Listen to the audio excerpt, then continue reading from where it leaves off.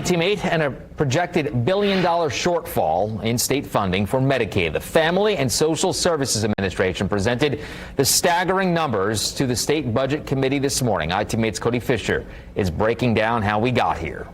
Republican lawmakers on the Budget Committee said that this projected $1 billion deficit for Medicaid will likely mean very tough decisions moving forward for the program. How did this occur, this big miss? The FSSA fielded tough questions from the Budget Committee about how this happened.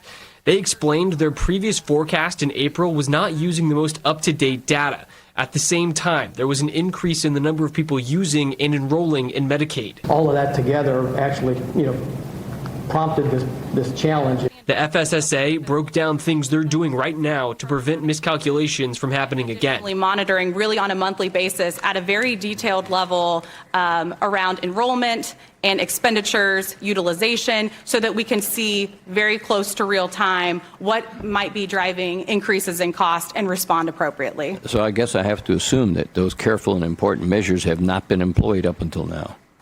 We have an opportunity to improve in the, level of detail we are reviewing that type of information. I'll take that as a yes, thank you. In a statement, Governor Holcomb pointed to money in the state's reserve funds as a way to help cover the cost of the projected deficit.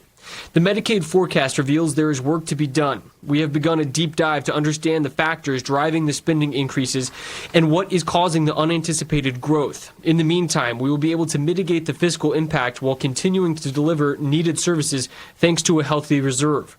Democrat State Representative Greg Porter fears Republicans will try to cut programs to make up for the shortfall. There are dollars there that we can backfill those shortfalls, so it can't be all cuts, because I know that's what they're trying to do, is anticipate and create an atmosphere of having to cut people off the program versus giving people the services that they need in regards to health care. This is a forecast, so this is long term. Currently, we're in good shape.